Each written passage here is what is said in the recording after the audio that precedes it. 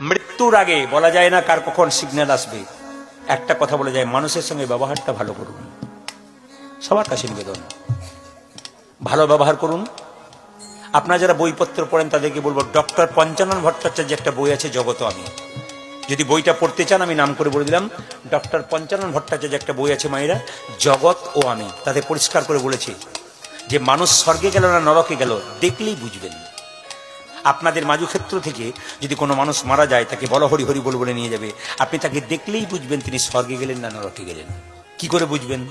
এখান থেকে যখন তাকে মাচাতে করে তোলা হলো, হরি বলে নিয়ে যাচ্ছে, গ্রামের লোক যদি বলে, আহ লোকটি খুব ভালো ছিল, খুব ভালো মানুষ ছিল, চলে গেল গো, জানবেন ইনি যাচ্ছেন স্বর্গে, দশচক্রের ভগবান।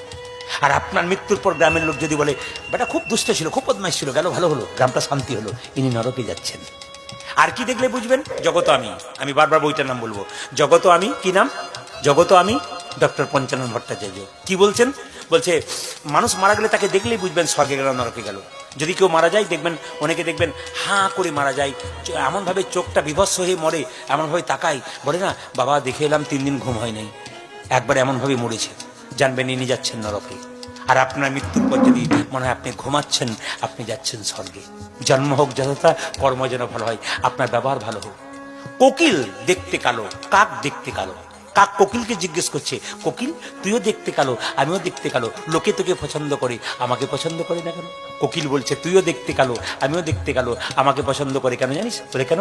আমার স্বর ভালো, আমার মুখের মিষ্টি ভালো, তোর মুখের মিষ্টি নাই, তাই লোকে ভালোবাসে না। আপনাদের কাছে নিবেদন রইল, মুখের মিষ্টি যেখানে আছে, ভালোবাসা সেই জায়গায় আছে। যেখানে ব্যবহার করবেন ভালো অন্তত, কারণ ব্যবহার করতে গেলে কোনো পয়সাপাতি খরচ হয় না। অন্তত কাল সকাল থেকে যাকে দেখবেন, রাধে রাধে, হরে কৃষ্ণ, জয় নিতাই, ভালো আছেন মা, জয় নিতাই, হরে কৃষ্ণ, এটা বলতে কি ক্ষতি আছে? ফোন করছেন, হ্যালো বাদ দিয়ে কি বলবেন? রাধে রাধে, রাধে রাধে, ভালো আছেন, রাধে রাধে। এই যে একটা প্রেম, মিষ্টিতে সবকিছু, কথাতে সবকিছু জাদু, কথার দ্বারা সবকিছু জয় হয়। ওই জন্য আপনাদের সামনে অনেকক্ষণ সময় নিলাম, সবাইকে বলে রাখি। এখন সুদামা কি করলো মায়েরা? সুদামা 10 দিন ধরে কৃষ্ণের কাছে রইল। আসতে 10 দিন ধরে সুদামা কৃষ্ণের কাছে রইল। আমি আগেই বলেছিলাম, কিচ্ছু চাইলো না, সবাই তাকান, কিচ্ছু চাইলো না। সঙ্গে সঙ্গে সুদামা যখন কৃষ্ণকে বিদায় দিচ্ছে, কৃষ্ণ সুদামাকে বিদায় দিচ্ছে, সবাই তাকান, সুদামাকে কিন্তু রথে করে পাঠাতে পারতো কৃষ্ণ, কিন্তু হেঁটে হেঁটে পাঠালো। এই যে দেখান, তাহলে কৃষ্ণের ভালোবাসা কোথায়? সুদামার কাছ থেকে 10 দিন, কৃষ্ণের কাছ থেকে সুদামা 10 দিন পর যাচ্ছে, কৃষ্ণ সুদামা হেঁটে হেঁটে যাচ্ছে, কৃষ্ণ তাকে রথ করে দিতে পারতো, হেঁটে পাঠালো কেন? দেখবেন মায়েরা, কিছু মনে করবেন না, আপনাদের প্রিয়জন যদি বাড়িতে আসে, সে যদি বাড়ি থেকে টোটোতে চেপে যায়, তাহলে কিছুক্ষণ পর আড়াল হয়ে যায় চোখের, কিন্তু হেঁটে হেঁটে গেলে যতদূর দেখবেন তাকে দেখতে পাবেন। পাবেন না? জেরে বলুন। কৃষ্ণ মনে মনে ভাবে, সুদামা রে, তুই 10 দিন ধরে আমার কাছে ছিলি, আমি ইচ্ছা করলে তোকে রথে করে পাঠাতে পারতাম, কিন্তু পাঠালাম না। কেন জানিস? তুই যত দূর পর্যন্ত যাবি, তত দূরে আমি তোকে দেখতে পাবো। ভগবান ভক্তের কথা ভালোবাসে। তুই যত দূর, আর খালি পায়ে পাঠালো, জুতো করে দিতে পারতো, সুদামার পায়ে দুটো জুতো পরে দিতে পারতো, খালি পায়ে পাঠালো কেন? ওরে সুদামা রে, ভক্ত যেমন ভগবানের চরণ ধুলি পছন্দ করে, ভগবানও তো ভক্তের চরণ ধুলি পছন্দ করে। তুই যদি খালি পায়ে হেঁটে যাস, তোর চরণ ধুলি দ্বারকার পথকে ধন্য করিবি।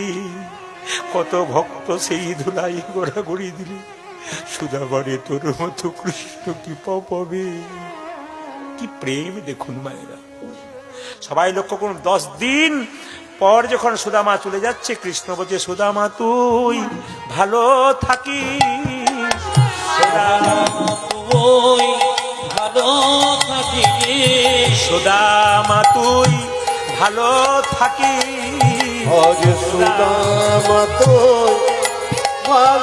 আশীর্বাদ করছে দেখুন, তোর কোনো অভাব রইবে না, সুদামা তুই ভালো থাকিস, তোর কোনো অভাব রইবে না, সুদামা তুই ভালো থাকিস। কৃষ্ণ বলল, সুদামা তুই একবার বাড়ি গিয়ে দেখ, তুই যেন ভালো থাকিস। আর সুদামা কেঁদে কেঁদে মনে মনে ভাবছে, কানাই রে, এতদিন তোর কাছে ছিলাম, কত ভালোতে ছিলাম, তুই আমাকে দেখে চিনতে পারলি, এটাই সব চাইতে ভালো। চলে যাচ্ছে ব্রাহ্মণ। কোথায় মায়েরা? একবার বাড়ির দিকে যাচ্ছে। এই মনে চিন্তিয়া ব্রাহ্মণে চলি যায়, এই মনে চিন্তিয়া ব্রাহ্মণে চলে যায়, এই মনে চিন্তিয়া ব্রাহ্মণে চলি যায়, এই মনে চিন্তিয়া ব্রাহ্মণে চলে যায়, নিজ ঘর নিকটে আসিয়া দাঁড়াই, আজ নিজ ঘর নিকটে আসিয়া দাঁড়ায়, ও যে নিজ ঘর নিকটে আসিয়া দাঁড়াই। যাজে নিজ ঘরে নিকটে মায়েরা, আসিয়া সুদামা দাঁড়ায়। সুদামা যখন বাড়ি ফিরে এলো চমকে গেল। কেন? সেই ভাঙা চালটা বিরাট বড় দালান হয়ে গেছে, রাজবাড়ি হয়ে গেছে। সুদামা চোখের জলে কাঁদছে, মনে মনে ভাবছে, ও আমি যাওয়ার পর থেকে কোনো রাজা বোধহয় আমার বাড়িটাকে অধিকার করেছে, রাজবাড়ি করে দিয়েছে।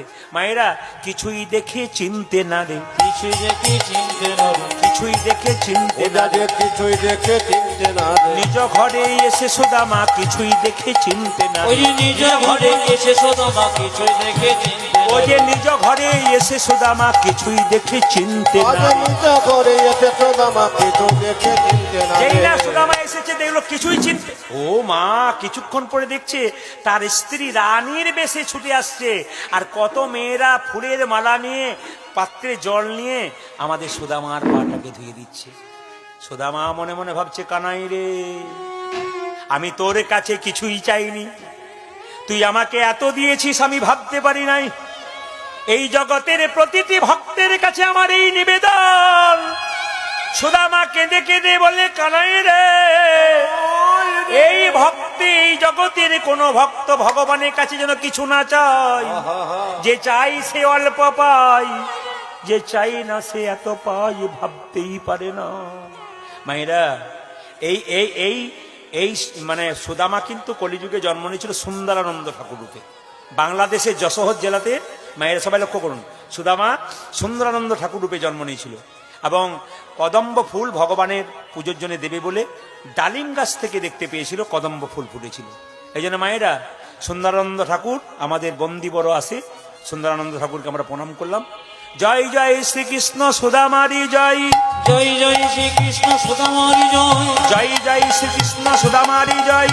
জয় জয় শ্রীকৃষ্ণ সুদামারি জয়, সবার যেন কৃষ্ণ পদে পদে মতি হয়, কৃষ্ণ যার পদে মতি হয়, সবার যেন কৃষ্ণ পদে পদে মতি হয়। সবাই যেন কৃষ্ণ পদে পদে মতি হয়,